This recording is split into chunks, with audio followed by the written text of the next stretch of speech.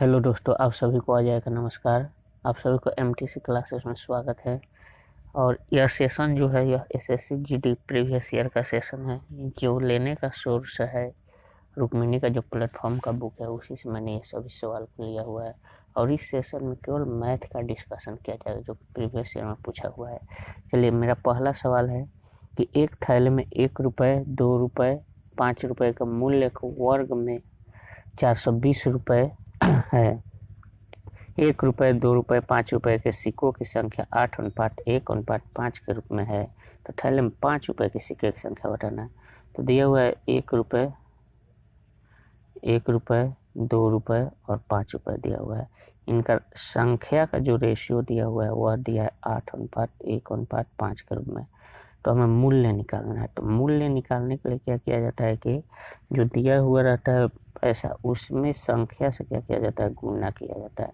तो जब गुना कीजिएगा तो इसका मूल्य निकल जाएगा, हो जाएगा 8:2:25। और कहीं ना कहीं यही मूल्य का योग 420 दिया हुआ है। तो हो जाएगा 10, 10 और 25, 35। कहीं ना कहीं अनुपातिक 35 का वैल्यू दिया हुआ है 420। तो कर जाएगा 7×5 35 और 7×6 42, यानी कि 12×5 60। यानी कि अनुपातिक 1 का वैल्यू 12 हो जाएगा। जब 1 का वैल्यू 12 हो गया तो पूछा है क्या, अनुपात 5 का वैल्यू पूछा है। तो संख्या कहाँ, संख्या यही ना है। तो संख्या ये है, तो इसमें 5 का वैल्यू 5 है, तो इसमें 12 से गुना कर दीजिए तो हो जाएगा 12×5 60। इसका सही जवाब हो जाएगा, जो कि ऑप्शन नंबर आपका सी है। चलिए अगला सवाल। अगला सवाल ये रहा आपके स्क्रीन पर, जो कि कहा यह किताब कौन सा है। ये 52 मत देख के शौक हो जाएगा कि 52 नंबर सवाल आ गया। यह दूसरा सवाल है, किताब का दिया हुआ है। कह रहा है कि इस सवाल में दिया हुआ है कि कह रहा है कि नीचे दिए गए रेखा चित्र 5 लगातार वर्षों को y1, y2, y3, y4, y5 के लिए दर्शाया गया है। इसमें दिया है आयात से निर्यात का अनुपात दिया है। कहने का मतलब है कि ऊपर हो जाएगा आपका आयात और बट्टा नीचे हो जाएगा निर्यात। यही रेशियो दिया हुआ है। तो अब बोला है कि y3 देखिए कितना है, 1.1 बट्टा दशमलव हटेगा नीचे हो जाएगा 100, 0 से 0 कट जाएगा। यानी निर्यात का वैल्यू दिया हुआ कितना, 35,000। तो 10 का वैल्यू हो जाएगा 35,000। तो 11 का कितना होगा यही हमें बताना है। पूछा है आयात y3 के लिए आयात कितना होगा, तो 11 से इसमें गुना कर दीजिए। तो 11 से जब गुना कीजिएगा तो हो जाएगा 11×5 55, यानी 55 का 5, 3, 11×3 33 और 3, 11×3 33 और 5 38, यानी 38,500 रुपया इसका सही जवाब हो जाएगा, जो कि आपका option number 38,500 option number A में दिया हुआ है। चलिए अगला सवाल यह रहा आपका स्क्रीन पर। और इसमें देखिए क्या कह रहा है कि यदि Q से 40% कम है P। जब भी ऐसा सवाल है कोमा से बार से ही पढ़ना शुरू कीजिएगा। कह रहा है Q से 40% कम है, तो ले लीजिए PQ। यह रहा आपका P, यह रहा आपका Q। Q से 40% कम है, यानी Q हो जाएगा 100, तो 40% कम यानी 60 हो जाएगा P। अब पूछ रहा है P से कितना प्रतिशत अधिक है Q। तो देखिए कितना अधिक है P से, तो है 40 अधिक। 40 अधिक है, परसेंटेज पूछा है तो किसके तुलना में, तो हो रहा है P के तुलना में। तो P हो जाएगा 60। परसेंटेज में बदलना है तो 100 से गुना होता है। परसेंटेज किसी भी चीज़ को बदलना होगा तो जो पूछा जाए ऊपर और तुलना वाले राशि को नीचे कर दे। तो 40 पूछा हुआ कि कितना अधिक है, कि P Q से कितना अधिक है, तो 40 अधिक है। किसकी तुलना में, तो P की तुलना में 60 है, तो 60 हो गया। और परसेंटेज में बदलना है तो 100 से गुना कर दीजिए। अब काट दीजिए इसको, 20 दूनी 40 हो जाएगा, 20 23 60, यानी कहीं ना कहीं ये 200/3 हो जाएगा जब इसको परसेंटेज हो जाएगा 66.66% इसका सही आंसर हो जाएगा, जो कि आपका ऑप्शन नंबर डी में दिया हुआ है। चलिए नेक्स्ट सवाल।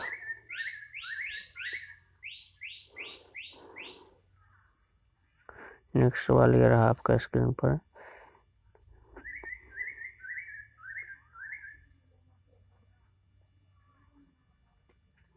इसमें सवाल कर रहा है कि यदि सोनू 20 मीटर प्रति सेकंड से एक कार चला रहा है तो सोनू 936 किलोमीटर की दूरी को कितने समय में तय कर देगा।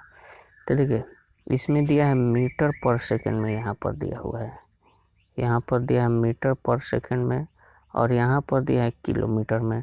तो सबसे पहले तो या तो मीटर पर सेकंड को किलोमीटर में, और आंसर देखिए आंसर सभी का घंटा में दिया हुआ है, तो हम चाहेंगे कि मीटर पर सेकंड को भी घंटा में बदल दें। तो जब दिया हुआ है 20 मीटर पर सेकंड को जब घंटा में बदलेगा तो हो जाएगा 20 गुने 18/5, यानी जब मीटर पर सेकंड को आवर पर किलोमीटर पर आवर में बदला जाता है तो 18/5 से गुना किया जाता है, हो जाएगा 5 चौका 20, 18 चौका 72, यानी कहीं ना कहीं वो 72 किलोमीटर पर आवर का स्पीड से जा रहा है। तो यह है आपका चाल बराबर होता है दूरी बटा समय, दूरी दिया है 936 बटा टाइम पूछा है तो टाइम हो जाएगा आपका टी हो जाएगा। अब जब इसको कैलकुलेट कीजिएगा तो हो जाएगा 12×6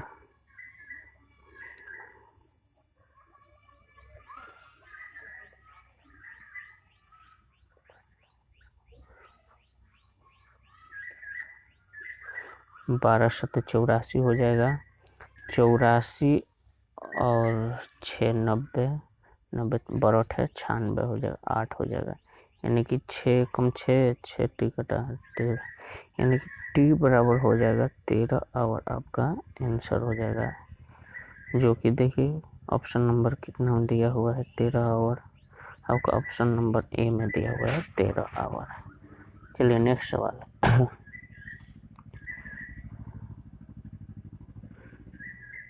नेक्स्ट सवाल यह रहा आपका स्क्रीन पर, और देखिए ये सवाल क्या कर रहा है, यह है आपका डिस्काउंट का सवाल है, और डिस्काउंट का सवाल है तो देखिए इसको कैसे सॉल्व करते हैं, बड़ी आसान होता है। कह रहा है एक वस्तु को 15% की छूट देने के पश्चात 4777 रुपये में बेचा गया, वस्तु का अंकित मूल्य क्या है। अगर हम मान लें कि अंकित मूल्य मार्क प्राइस है, इसको 100% मान लें तो हम तो सेलिंग प्राइस कितना हो जाएगा, कह रहा है 15% छूट देने के बाद, तो 15% छूट देगा तो इसमें से 100 में से 15 घटा दीजिए, तो जब 100 में से 15 घटेगा तो हो जाएगा 85%, यानी कि सेलिंग प्राइस है 85%, हम लोग परसेंटेज में बोल रहे हैं, सवाल में दिया हुआ 4777, तो 100% का वैल्यू पूछा तो 100% बराबर क्या होगा, तो अब इसको काट दीजिए, हो जाएगा 17 × 85, 17 दूना 34, 34 1 3 1 4 और 4 3 7, यानी 13 बच गया 7 137 हो जाएगा, 17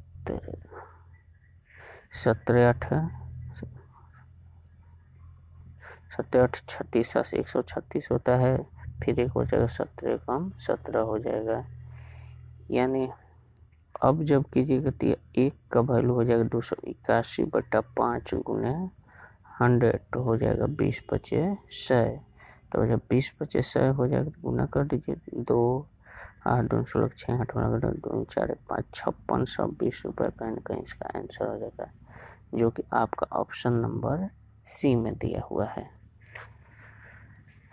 चलिए नेक्स्ट सवाल।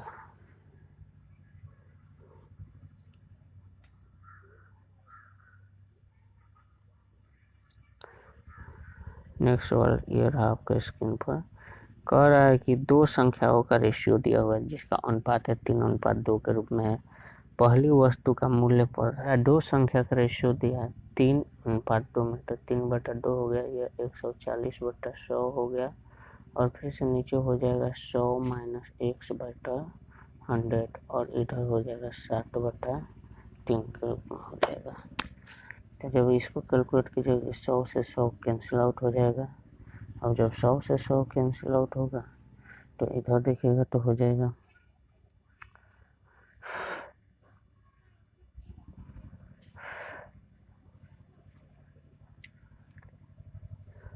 ये 2 से ये तो कटना चाहिए।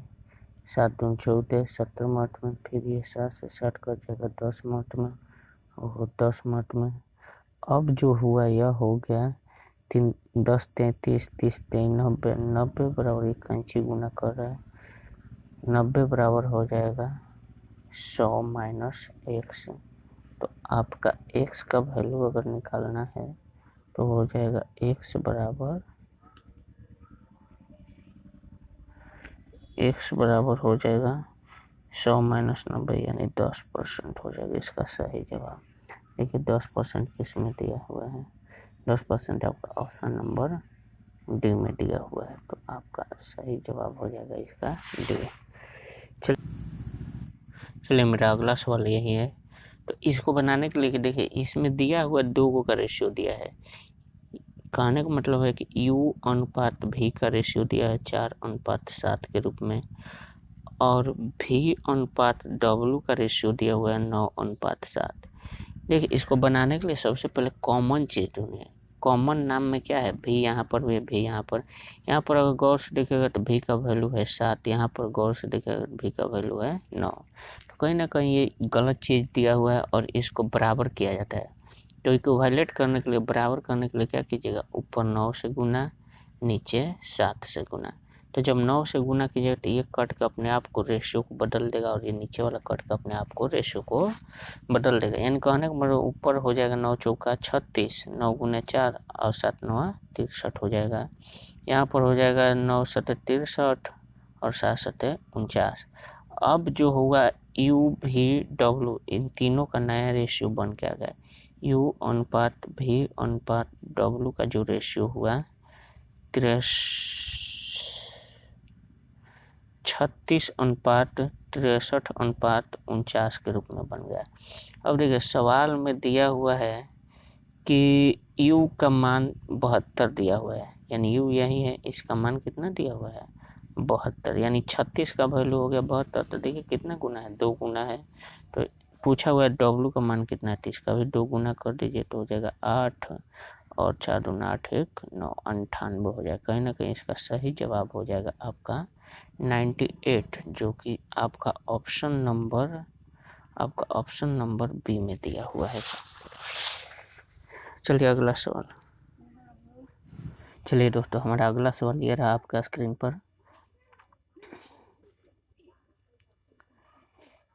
यह एसआई का हिसाब मैथ है।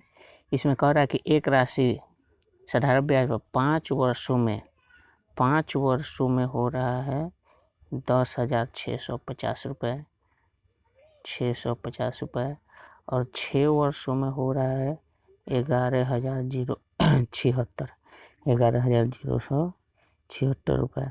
अगर हम ये देख लें ये लगातार वर्ष का दिया हुआ है, यानी कि हम इस चीज़ को हटाकर इसको हम इस तरह भी लिख सकते हैं कि कहीं ना कहीं यह जो हो रहा है 10,650 पर एक वर्ष में 11,076 रुपये का अमाउंट मिलता है। तो अगर यहाँ एसआई का बात कीजिएगा तो हो जाएगा एसआई बराबर अमाउंट माइनस ये हो जाएगा, तो हो जाएगा 6 6 2 7 में से 5 जाएगा 2, 0 में से 6 जाएगा तो हो जाएगा नहीं घटेगा 10 में से 4 हो जाएगा ना। और ये यानी कि एक वर्ष का एसआई उसका हो जाएगा कितना 426 रुपये। तो हमें बताना यह है कि यह राशि कितना है, यही चीज़ बताना है। तो एक वर्ष को तो इतना ब्याज हो गया। तो अगर हम इसी चीज़ को कह दें कि 5 वर्ष का कितना हो जाएगा तो 426 गुने 5 हो जाएगा, या 5 वर्ष के लिए हो जाएगा 6 5 30 और 5 दूनी 10 10 3 13 का 3 हाथ में लगा 1 5 का 20 और 1 21 हो जाएगा। इतना रुपए हो जाएगा, 2130 रुपये हो जाएगा 5 वर्ष का ब्याज। लेकिन अभी भी हमें ब्याज नहीं बताना है, हमें बताना है कि अमाउंट कितना था, प्रिंसिपल कितना था। तो प्रिंसिपल बराबर आपका हो जाएगा 10,650 प्लस नहीं माइनस 2130 रुपया। 2130 जब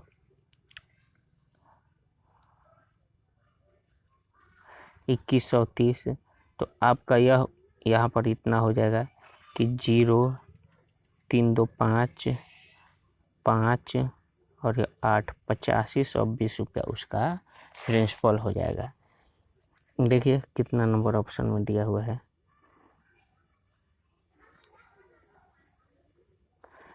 देखिए कितना नंबर ऑप्शन में दिया हुआ है आपका 8520 रुपया। आपका ऑप्शन नंबर डी में दिया हुआ है। ऑप्शन नंबर डी में 8520 रुपया। चलिए अगला सवाल। अगला सवाल ये रहा आपके स्क्रीन पर। और यह सवाल यह कह रहा है कि मनीष ने 225 रुपये प्रति किताब की दर से किताबें खरीदी तथा 162 रुपये प्रति किताब की दर से उन्हें बेच दिया। तो उन्हें 7 किताब बेचने पर हानि कितना होगा। तो एक्चुअल में आप पहले ऐसे मैथ है तो इसको बनाने के लिए पहले एक्चुअल में इसका हानि देखिए कितना हो रहा है। खरीद रहा है 225 में और बेचा है 162 में, यानी कि हर हालत में इसका क्या होगा, हानि ही होगा। तो हानि बराबर हो जाएगा क्रय मूल्य माइनस विक्रय मूल्य। तो हो जाएगा 3, 5 में से 2 गया 3 हो गया, 2 में से 6 नहीं घटेगा, एक अंक मांगेगा, हो जाएगा 12, 12 में से 6 जाएगा 6। यानी कि एक किताब पर यह कितना का हानि है, एक किताब पर उसको 63 रुपये का हानि हो रहा है। तो अब पूछा है 7 किताब पर कितना हानि हुआ। 7 किताब बेचने पर तो इसमें 7 से गुना कर दीजिए, हो जाएगा 7 त्रिका 21 का एक हाथ में लगा 2, 7 छक 42, 42 और 2 44। कहीं ना कहीं इसका सही जवाब 7 किताब पर उसका हानि होगा 441 रुपये का, जो कि ऑप्शन नंबर आपका बी में दिया हुआ है। चलिए अगला सवाल। अगला सवाल ये रहा। इसमें कह रहा है कि यह जो पाई चार्ट दिया हुआ है यह दर्शाया है कि चीनी की मात्रा को कुल वजन के प्रतिशत के रूप में दर्शाया हुआ है। और यहाँ पर फिर दिया हुआ है S4 का कुल वजन। तो जब प्रतिशत में दर्शाया हुआ तो S4 का कुल वजन दिया है 150। यानी कहने का मतलब है कि 100% का वैल्यू कितना दे दिया है, 150। अब कह रहा है S4 में प्रयुक्त चीनी की मात्रा कितनी होगी। तो S4 में प्रयुक्त चीनी की मात्रा कितनी होगी। तो S4 में देखिए इसमें चीनी की मात्रा का 10 है 18%, यानी 18% का वैल्यू आपसे पूछ रहा है। तो हो जाएगा 0 से 0 कट जाएगा, ये 0 हटेगा तो यहाँ पर दशमलव, यानी 1.5 इंटू 18 कर दीजिए, आपका सही जवाब आ जाएगा। 18×5 का 0 होता है, 8 में 9 आ जाएगा, 18 और 9 27, यानी कि 27 kg आपका सही जवाब हो जाएगा। देखिए कहीं ना कहीं दिया होगा 27 kg और ऑप्शन नंबर डी में दिया हुआ है 27 kg। कुछ नहीं करना था, ये पाई चार्ट, ये DI का सवाल है। चलिए अगला सवाल।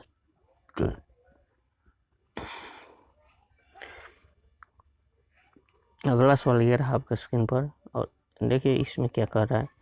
इसमें कह रहा है कि यदि 5 निरीक्षण A1 A2 A3 A4 A5 का औसत n है तो 5 नए निरीक्षण A1 -100 A2 -100 A3 -100 A5 -100 हो तो इसमें औसत क्या होगा। नया औसत पूछा है। तो देखिए इसको हम ऐसे ही बोल सकते हैं कि इसका आंसर कितना हो जाएगा, n-100 हो जाएगा। चूँकि आप लोग भी यह जानते हुएगा कि अगर प्रत्येक संख्या में जितना घटाया जा रहा है उसी संख्या को औसत के में से भी घटाया जा सकता है। जैसे यहाँ पर कह रहा है कि 5 संख्या का औसत क्या दिया हुआ है, एवरेज दिया हुआ है n, और कह रहा है हर एक संख्या में 100 100 100 माइनस कर रहा है। तो हम हर एक संख्या में न घटा के डायरेक्ट औसत पर भी हम घटा सकते हैं, या औसत का प्रॉपर्टी है। तो इसका आंसर कितना हो जाएगा, n-100 आपका सही जवाब हो जाएगा। चलिए अगला सवाल।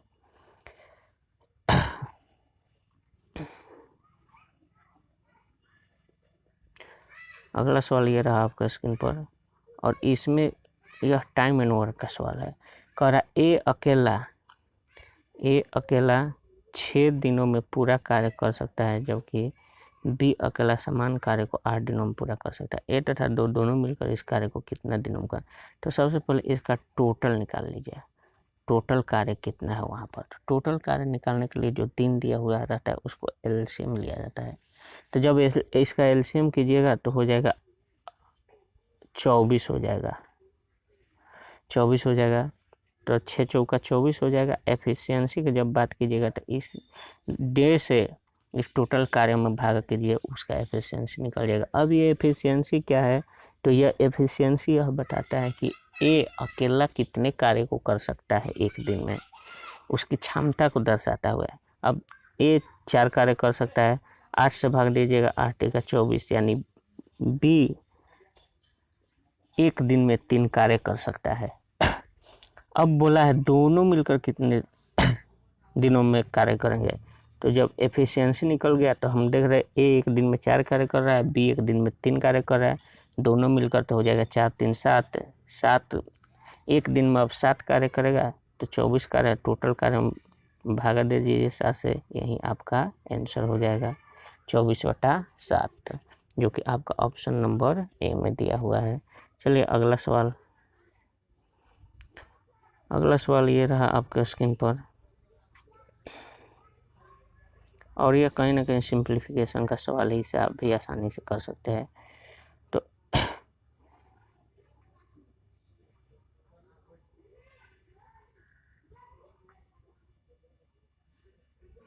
इसको आप भी आसानी से कर सकते हैं, सिंप्लीफिकेशन का सवाल है। कह रहा इतना का मान ज्ञात करें, तो ये बॉडमास के नियम पर कार्य करता है। हो जाएगा 5 दूनी 10, 10 से 11,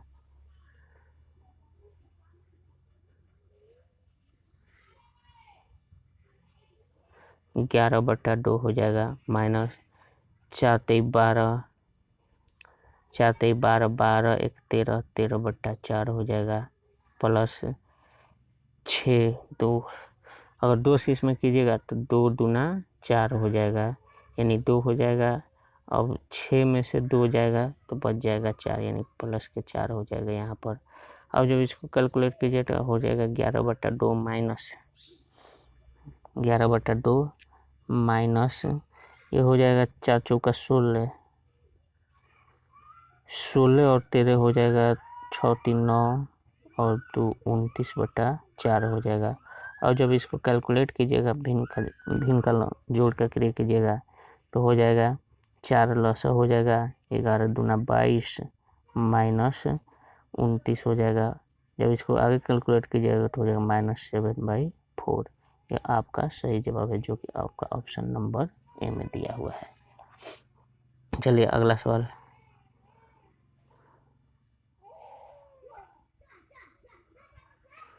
आपका अगला सवाल ये रहा आपके स्क्रीन पर। कह रहा है कि राजेश 25 किलोमीटर घंटा की गति से अपना दफ्तर जाता है और 20 किलोमीटर घंटा की गति से वह वापस आता है। यदि कुल समय 9 घंटे का वह लेता है तो उसके दफ्तर तथा घर के बीच की दूरी क्या होगी।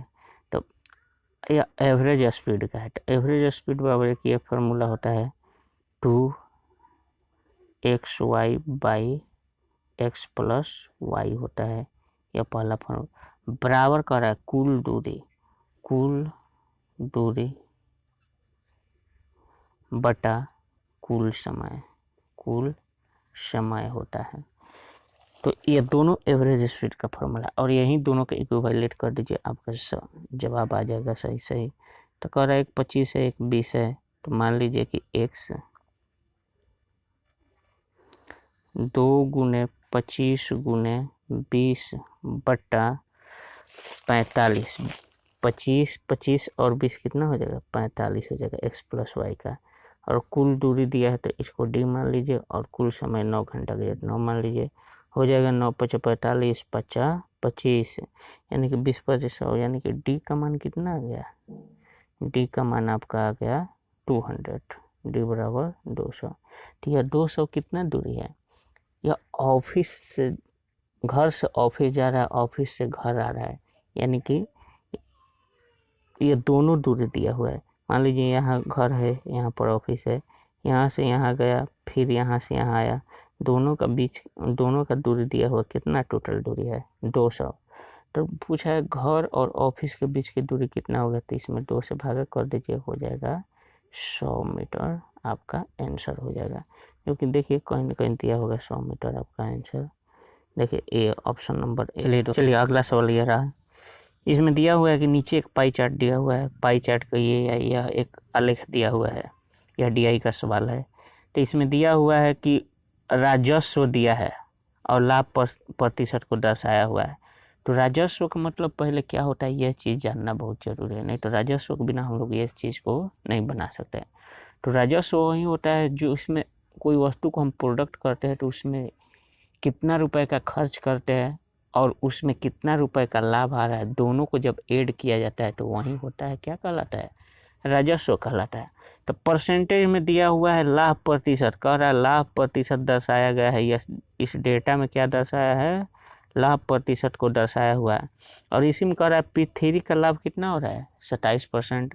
तो हम कह सकते हैं 100 रुपये वह उस प्रोडक्ट को बनाने में लगाया होगा, तो 100 और 27 को ऐड कीजिएगा कितना होगा 127। कहीं ना कहीं 127% का वैल्यू कितना हो गया है 38,100 दिया हुआ है।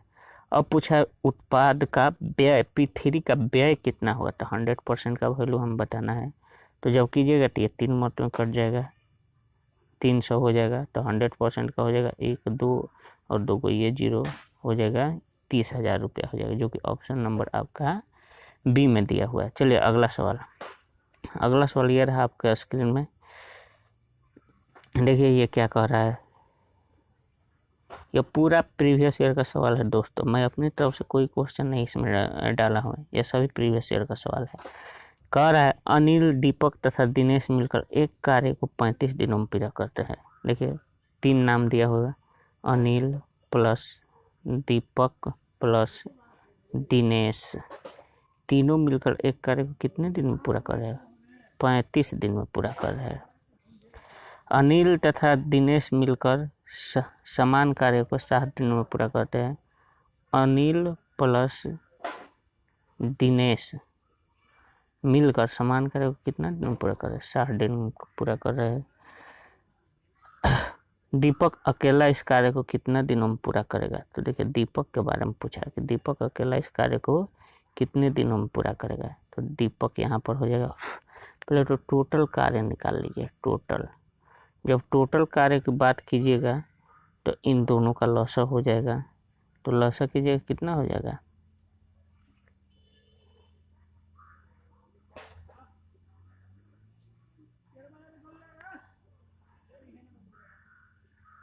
लॉसा कीजिएगा कितना हो जाएगा 60 दूना 120, 4 से कीजिएगा 4 5 20 और 4 3 12, 12 और 2 14 हो जाएगा।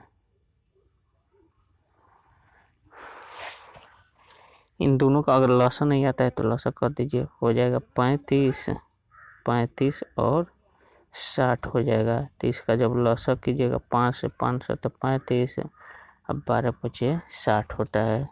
अब ये तो कटने वाला नहीं है तो गुना कर दीजिए, 12 5 60, 12 5 60, 7 6 42 यानी 420 हो जाएगा इसका कार्य।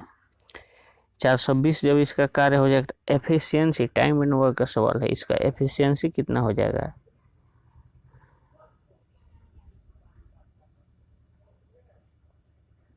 जब एफिशिएंसी की बात कीजिएगा तो हो जाएगा 5 चौका 20, 5 चौका 20, एफिशिएंसी कितना आ जाएगा जी, जब भागा कीजिएगा तो हो जाएगा 5 से 5 7 35, 5 8 40, 5 चौका 20 84, इसको काटिएगा 7 कम से कम 12, 12 पर 60, 12 चौबा 36, 36 6 42, हाँ 12 आ रहा है। इसका एफिशिएंसी कितना आ रहा है 12, तो इसका एफिशिएंसी कितना हो जाएगा 12 हो जाएगा। और इसको जब देखिएगा तो 7 छक्के 42 हो जाएगा, तो 60 हो जाएगा एफिशिएंसी। अब ज़रा गौर से देखिएगा कि अनिल और दिनेश दोनों मिलकर एक दिन में कितना कार्य कर रहे हैं, तो 7 कर रहे हैं। अनिल दीपक दिनेश तीनों मिलकर कार्य एक दिन में कितना कार्य कर रहे हैं, 12 कर रहे हैं। तो क्या हम अनिल और दिनेश को घटाएंगे तो दीपक का एफिशिएंसी निकल जाएगा। तो यही अनुपात में कर दीजिए, 7 5 12 यानी 5 हो जाएगा। यानी दीपक एक दिन में अकेला कितना कार्य करता है, 5 कार्य करता है। तो अब यही टोटल कार्य को वह कितना दिनों में करेगा, यही चीज़ हमें बताना है। तो इस 5 से क्या कीजिए, 420 में 5 से भागा दे दीजिए, तो हो जाएगा 5 8 है 40, 5 चौका 20, 84 दिन लगाएगा, जो कि कहीं ना कहीं आपका ऑप्शन नंबर ए में दिया हुआ है 84 दिन ना। चलिए अगला सवाल यह रहा आपके स्क्रीन पर, जो कि बहुत ही बेहतरीन सवाल है और बहुत ही आसान सवाल है यह। देखिए कह रहा है, चक्रवृद्धि ब्याज का सवाल है। कह रहा है कि एक राशि चक्रवृद्धि ब्याज पर 3 वर्षों में स्वयं का 5 गुना हो जाता है। कर दीजिए कि 3 वर्ष में स्वयं का 5 गुना। अब कह रहा है कितने वर्षों में वह स्वयं का 125 गुना हो जाएगा। कितने वर्षों में 125 गुना हो जाएगा। तो जरा गौर करके ऐसे सवाल को देखिएगा, जब भी ऐसा सवाल दे तो सबसे पहले जो दिया हुआ है ऊपर का, इसको गौर कीजिए कितना पावर कीजिएगा कि वह 125 हो जाएगा। तो 25 25 25 25 125, यानी कि इसका घात हम 3 कर देंगे तो वो क्या हो जाएगा, 125 के बराबर हो जाएगा। यानी 25 25 25 25 125 होगा ना। तो हम देख रहे हैं कि 5 के पावर अगर 3 करें तो किसके बराबर हो जाएगा, 125 के बराबर हो जाएगा। तो अब कुछ नहीं करना है, और टाइम पूछा है तो टाइम बराबर इन दोनों का मल्टीप्लिकेशन कर दीजिए, यानी 3 गुने 3 हो गया, 3 3 9 ईयर आपका आंसर, जो कि ऑप्शन नंबर आपका ए में दिया हुआ है। चलिए अगला सवाल ये रहा आपके स्क्रीन पर।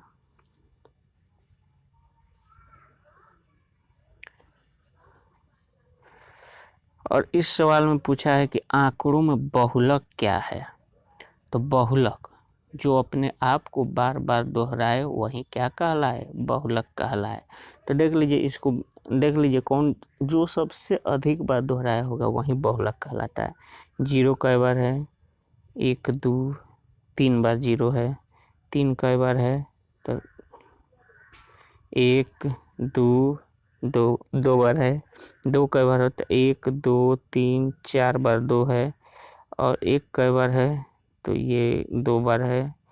ऐसे देखिएगा तो 5 1 2 3 बार ये भी है। तो आपका इसका आंसर क्या हो जाएगा, 2 हो जाएगा, क्योंकि 2 ही अपने आप को सबसे अधिक बार दोहराया हुआ। तो आपका बहुलक कितना आ जाएगा, 2। चलिए अगला सवाल ये रहा आपके स्क्रीन पर। इसमें कहा हुआ है कि इसका आपका महत्तम समापवर्तक निकालना है। तो महत्तम समापवर्तक निकालने के लिए हम क्या करते हैं कि जो दोनों पद में जितना जितना मिल जाएगा वही हो जाता है मसा। एक्स्ट्रा वाले चीज़ को नहीं रखते हैं। लेकिन लसा में क्या होता है, जो चीज़ मिलता है उसको एक बार तो लिखते हैं, लेकिन जितना बच जाता है वो भी चीज़ को हम क्या करते हैं, लिख देते हैं। जैसे इतना दिया हुआ है, इतना और इतना का मौसा पूछा है, तो हम देख रहे हैं कि 2 तो इसमें है नहीं, 3 है, 3 यहाँ पर 5 है, 3 यहाँ पर 3 है। तो इसका आंसर सिंपली हो जाएगा 3 के पावर 3 आंसर, क्योंकि यहाँ पर 3 है, यहाँ पर 5 है, 3 ही 3 इसमें दिया हुआ है। तो कितना आंसर हो गया, 3 के पावर 3 इसका आंसर हो जाएगा। अगर यह क्या निकला, यह HCF निकला है इसका। अगर यही LCM की अगर हम बात कर देते हैं तो जो मिल जाता है वो तो पहले लिखाता है यार। तो 3 के पावर 3 मिल गया, मैच कर गया 3 के पावर 3। तो अभी बचा कितना, 3 के पावर 2 बच गए, ये हो जाता है। 2 के पावर 3 हो जाता है, ये हो जाता है। और 5 के पावर 2, LCM की बात कीजिएगा तो इतना होगा। तो ध्यान दीजिएगा, पावर वाला जब भी LCM निकालना होगा, जो मिल गया दोनों टर्म में वही आपका आंसर हो जाता है। जो नहीं मिला वो आपका नहीं होता है। लेकिन LCM निकालते समय जो मिल गया वो तो एक बार लिखाएगा ही, जो नहीं मिला उसको सबको लिख दिया जाता है। तो उम्मीद करता हूँ कि ये चीज़ आप लोग को समझ में आया हुआ है। और इसी के साथ हम आगे बढ़ते हुए आपका अगला सवाल ये रहा आपका स्क्रीन पर।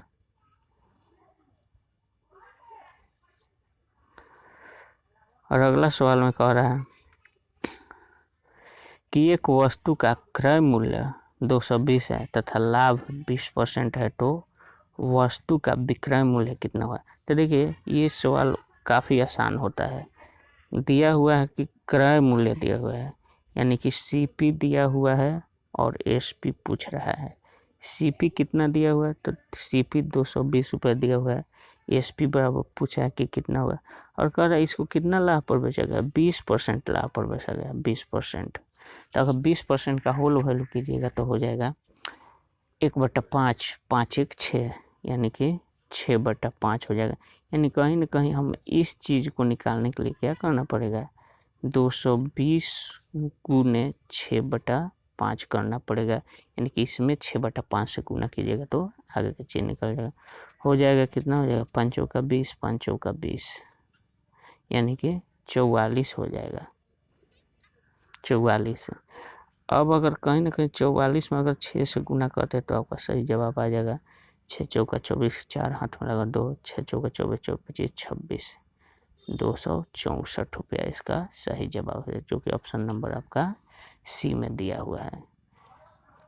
उम्मीद करता हूँ कि ये चीज़ आप लोग को समझ में आया होगा। चलिए अगला सवाल ये रहा आपके स्क्रीन पर।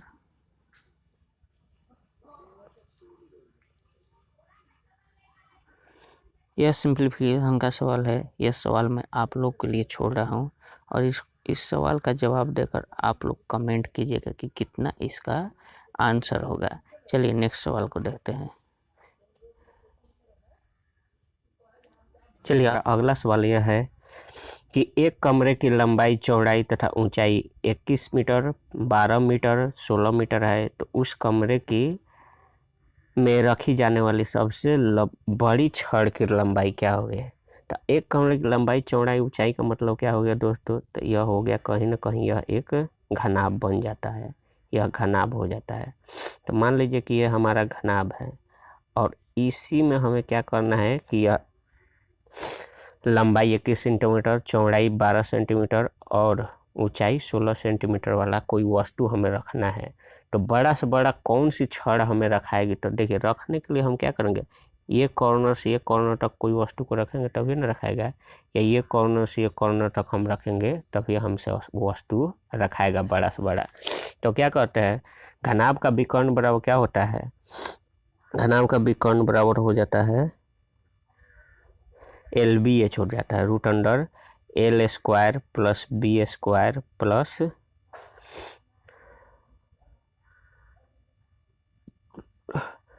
B square plus H square होता है रूट के अंडर। अब अगर देखिएगा तो हम लोग का लंबाई दिया हुआ है 21 मीटर, 21 का अगर स्क्वायर कीजिएगा तो हो जाएगा रूट के अंडर हो जाएगा 441 प्लस चौड़ाई दिया है 12, 12 बढ़ेगा 144 प्लस, और यह जो हो जाता है आपका कितना हो जाएगा, H दिया हुआ है कितना हम लोग का दिया हुआ है H दिया है हम लोग का कितना है जी 16 मीटर है, तो 16 का स्क्वायर कर दीजिए। तो जब 16 का स्क्वायर कीजिए तो हो जाएगा 256 हो जाएगा। सबको ऐड कीजिएगा हो जाएगा कितना 6 4 10, 10 1 11 के एक हाथ में 1, 5 4 9, 9 1 10, 10 4 14 4 हाथ में लगल 1, 2 1 3, 3 1 4, 4 4 8, यानी कि 841 हो जाएगा। और यह जब इसको स्क्वायर टूटेगा तो हो जाएगा इसका 29 सेंटीमीटर आपका सही जवाब हो जाएगा। देखिए 29 कहाँ दिया हुआ है, 29 आपका दिया हुआ है ऑप्शन नंबर सी में 29 दिया हुआ है, यानी आपका सही जवाब सी नंबर हो जाएगा। चलिए हम इसी के साथ अगला सवाल की ओर बढ़ते हैं। हमारा नेक्स्ट सवाल है आपका 73 नंबर, ये रहा। इसमें कह रहा है कि अध्यापक के वजन को शामिल करने पर 22 छात्रों के समूह का औसत वजन 1 kg बढ़ जाता है। यानी कि 22 वो छात्र है, उसमें एक छात्र को उसमें अध्यापक को जब शामिल किया जाता है तो उसका औसत वजन में 1 kg की वृद्धि हो जाती है। यदि कहा है कि 22 छात्रों का और आरंभिक वजन 31 kg है, तो कर दीजिए कि योग बराबर है, जहाँ औसत दिया रहेगा वहाँ पर तुरंत दिमाग में आना चाहिए कि योग बराबर होता है औसत गुने संख्या होता है, औसत कितना दो है बच्चों का, तो हो जाएगा 31, संख्या कितना है तो 22। इसको अगर गुना कीजिएगा तो हो जाएगा 2 हो जाएगा 2 3 दूनी 6, 6 2 2 3 दूनी 6, 6 2 8 हो जाएगा, और 3 दूना 6, 682 हो जाएगी इसका 682 हो जाएगा इसका योग, जो 22 छात्रों का योग है। अब कह रहा है कि इस 22 छात्रों में एक उनके अध्यापक को मिलाया जाए, तो जब अध्यापक को मिलाकर उसका योग निकालिएगा तो हो जाएगा उसके औसत वजन में 1 kg की वृद्धि होती है। तो औसत वजन यहाँ पर 31 है, तो 1 kg की वृद्धि की जगह हो जाएगा 32, और 22 में 1 को जोड़ेगा हो जाएगा 23, यानी 23 छात्र जब कीजिएगा तो हो जाएगा कितना, इतना हो जाएगा, यानी कि 3 दूनी 6 हो जाएगा, 3 दूनी 6 हो जाएगा, हाथ में लगा कुछ नहीं, 3 दूनी 6 हो जाएगा। अब हो जाए 2 दूनी 4 और 3 त्रिक 9, 9 4 13 का 3 हो जाएगा, हाथ में लगा 1, और 3 दूनी 6 व 1 7 हो जाएगा। अब बस इसी का अंतर निकाल दीजिए, जो आएगा वो आपका आंसर। तो हो जाएगा 6 में से 2 जाएगा हो जाएगा 4, 3 में से 5 जाएगा, एक अंक से मांगेगा हो जाएगा 13, 13 में से 8 जाएगा तो 8 5 13 हो जाएगा, 5 हो जाएगा, और 6 6 कर जाएगा। यानी कहीं ना कहीं अध्यापक जो वो वजन है वह 54 kg है जो कि देखिए ऑप्शन नंबर ए में दिया हुआ है। उम्मीद करता हूँ कि यह सवाल आपको समझ में आया होगा। चलिए अब आप लोग के सामने यह रहा अगला सवाल। अगला सवाल ये रहा, कह रहा है यदि एक वर्ग के विकर्ण की लंबाई 10√2 सेंटीमीटर है तो वर्ग का क्षेत्रफल ज्ञात करें। तो मान लीजिए कि ये हमारा वर्ग है, वर्ग में क्या होता है, लंबाई चौड़ाई ऊंचाई सब बराबर होता है, यानी कि सभी भुजा उसमें बराबर होता है, तो ये हो जाएगा विकर्ण हो जाएगा। मान लीजिए हम वर्ग के एक भुजा को 1 से दर्शाए तो सभी भुजा को क्या से दर्शाना होगा, अनुपातिक 1 अनुपातिक 1 से दर्शाना होगा ना। तो अगर हम ये मान लीजिए कि अनुपातिक 1 है और 1 के बीच में समकोण बढ़ रहा है, तो दोनों को जोड़ देंगे तो क्या होगा, विकर्ण निकालने के लिए √2 हो जाएगा। यह कंसेप्ट है, यानी कि इसमें दिया हुआ है विकर्ण की लंबाई 10√2, हम देख रहे हैं विकर्ण की लंबाई कितना है, अनुपातिक 2 है, यानी अनुपातिक 2 का वैल्यू कितना हो जाएगा, अनुपातिक √2 का वैल्यू कितना हो जाएगा, 10√2 हो जाएगा। रूट से रूट कट जाएगा, अनुपातिक 1 का वैल्यू कितना हो जाएगा, 10 हो जाएगा। और कह रहा है वर्ग का क्षेत्रफल, तो भुजा स्क्वायर होता है, तो अनुपातिक 1 का स्क्वायर कर दीजिए हो जाएगा 10 दाई 100, यही हमारा आप आंसर हो जाएगा 100, जो आपका दिया हुआ ऑप्शन नंबर बी इसका करेक्ट उत्तर हो जाएगा।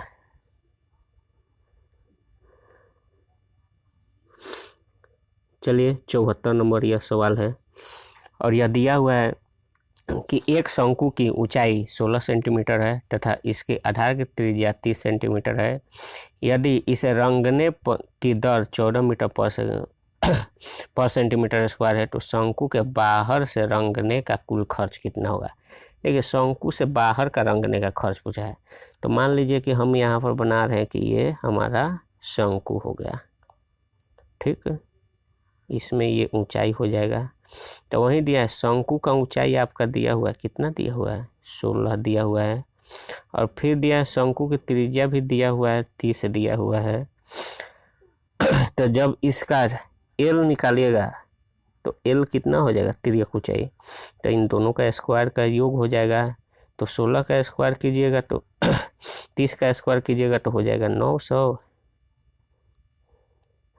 जब 30 का स्क्वायर कीजिएगा तो हो जाएगा 900, प्लस 16 का स्क्वायर कीजिएगा तो हो जाएगा 256 हो जाएगा। दोनों के ऐड कीजिएगा तो हो जाएगा कितना, 6 हो जाएगा, ये 5 हो जाएगा, ये 9 2 11 हो जाएगा, जो कहीं ना कहीं यह 34 का स्क्वायर है। तो हमारा एल का मान कितना हो गया, 34 हो गया। तो जब एल का मान 34 हो गया तो हम क्या करें, कह रहे शंकु के बाहरी भाग को रंगने में, तो बाहरी भाग का मतलब क्या हुआ, ये वाला भाग हो गया, यानी ये सभी भाग को रंगने में हमें कितना खर्च जाएगा, ये बाहर का भाग का। तो बाहरी भाग का मतलब होगा शंकु का वक्र पृष्ठीय क्षेत्रफल निकालना पड़ेगा। शंकु का वक्र पृष्ठीय क्षेत्रफल क्या होता है, πr/l। अब इसी में कह रहा है, तो इसी में अगर हम 14 से गुना कर दे तो इसके पूरे खर्च भी हमें अभी ही निकल जाएगा। तो पाई आर एल का मान देखिए, पाई का मान होता है 22/7, आर का मान कितना दिया हुआ है तो 30 दिया हुआ है, एल का मान आया है 34। अब तो ये पूरा 1 सेंटीमीटर स्क्वायर हो गया। तो अब 14 रुपये खर्च निकालना है, तो पूरा करने के लिए हम क्या करेंगे, इसमें 14 से गुना कर देंगे, हो जाएगा 7 दूना 14। अब जब गुना कीजिएगा तो हो जाएगा 30 दून 60, यानी कि 60 हो जाएगा। और पूरा गुना कीजिएगा तो हो जाएगा कितना, 44,880 रुपया इसका आंसर हो जाएगा। कर दीजिए ना गुना, 30 60 हो जाएगा, और 60 अब 22 में गुना कीजिएगा तो हो जाएगा कितना कि 6 दूना 12, 6 से गुना कीजिएगा हो जाएगा 6 दून 12, 2 हाथ बड़ा कर जाएगा, 6 दून 12 1 13, इतना हो जाएगा, यानी 1320 रुपया हो जाएगा। अब जब इसमें 34 से गुना कीजिएगा तो आपका डायरेक्ट आपका इतना आ जाएगा, जो कि आपका ऑप्शन नंबर डी में दिया हुआ है। चलिए अगला सवाल।